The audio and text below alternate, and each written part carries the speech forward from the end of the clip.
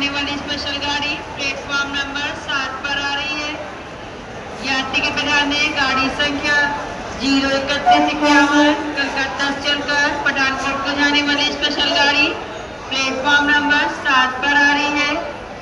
यात्री के बजाने गाड़ी संख्या 22540 आनंद विहार चलकर मऊ को जाने वाली गाड़ी प्लेटफॉर्म नंबर 5 पर आ रही है।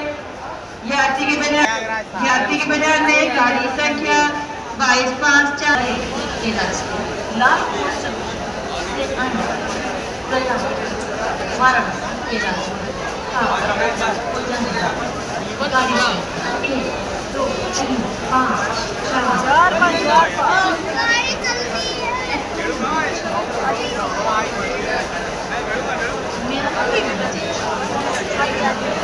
अरे भैया